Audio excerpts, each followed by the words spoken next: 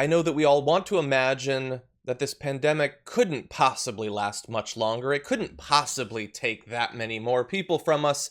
But the most recent projections are saying that it indeed will. The University of Washington has extended its projection of how many people are likely to die from coronavirus in the US between now and November 1st, predicting at least 208,255 deaths by then, based on the current scenario.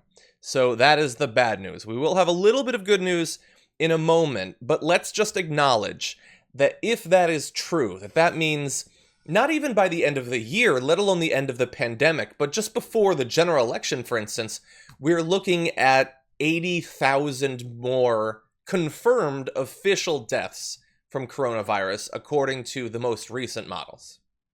Yes. Okay. So, and you're going to get to, like you said, there's some potentially good news involved with this, but you'll get to that.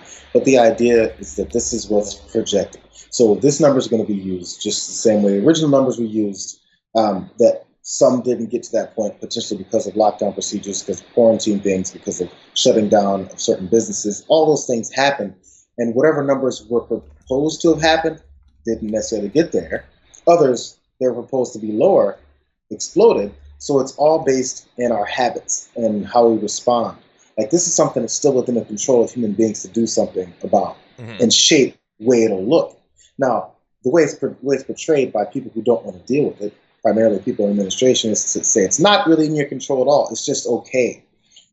I feel like it's more empowering. And Trump talks about things being positive, and Rand Paul said to Dr. Fauci last week, I wish you were more optimistic. Hey, we can be optimistic. We can be positive when you do things that lead us to a place of optimism and a place of positivity. It's not like it's out of our control. That's what's so frustrating about this. And then so when things have gone with numbers, didn't get to the point where we expected it, it's because of our actions and because of the way we responded to things. And the response then isn't, good job, you guys.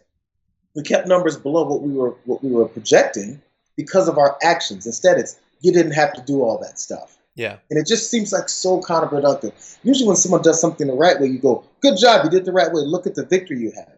Instead, it's, look, you did things the right way, but let's not think that was the right way. Let's go back to the wrong way. It's a shame that we'll run the country like this. Exactly. Like, there is no need for fatalism about this thing. I know that the White House's new narrative is just live with it. Just whatever happens, happens. And if you get it, you get it. And if not, then that's good. No, we don't need to do that. There are definitely things we can do.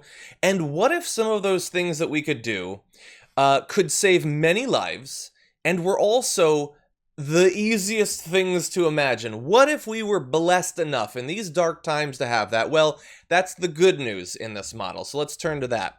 They say that if 95% of the population wears a mask while in public, the number of deaths would drop to approximately 162,808. I'm not a mathematician, but that's like 40 to 50,000 deaths less. And all it takes is us wearing masks, which is fully within our control. We can all wear them. They can be made available to us. They're already readily available for the most part, at least in informal ways, not N95s or anything like that.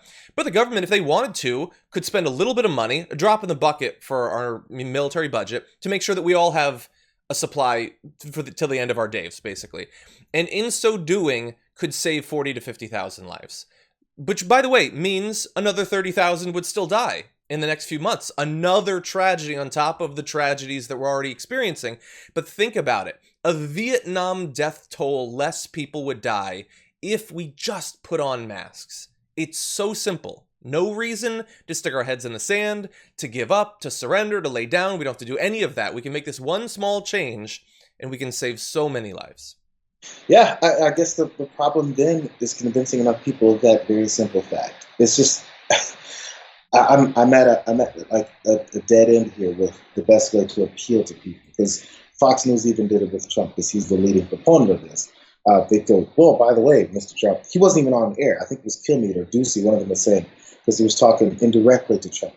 He goes, if you want to get things reopened, if you want the economy to come back, because we all want that, maybe if you just say we wear masks, it'll be more readily available to allow people to do so. Like, it's like he has to tell him, okay, I see you don't give a damn about public health. Maybe since you're only talking about the economy and how you think that's going to help you get reelected, let's use it in that lens now. And that's what they're doing.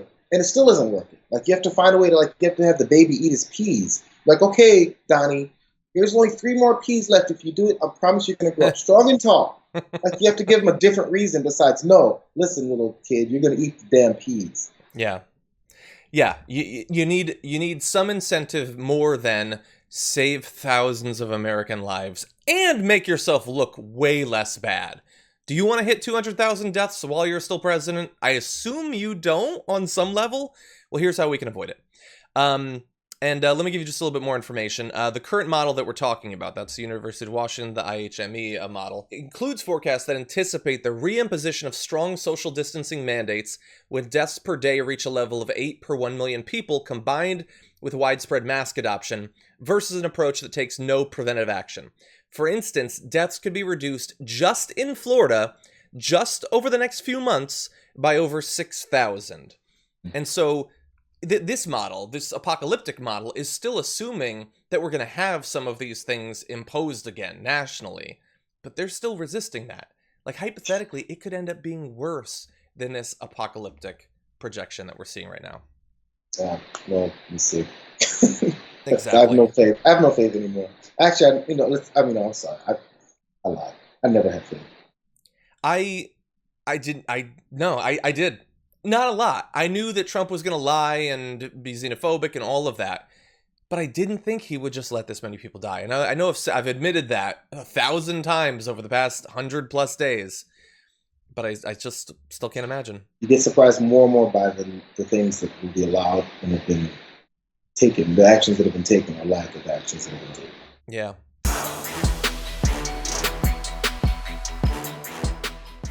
Check out the Damage Report podcast each day, wherever you get your podcasts, whether Pocket Casts or Stitcher or iTunes.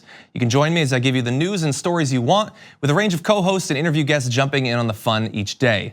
Again, that's the Damage Report, wherever you get your podcasts. And if you get them at iTunes, don't forget to rate and review. Sometimes I'll read them live on the show.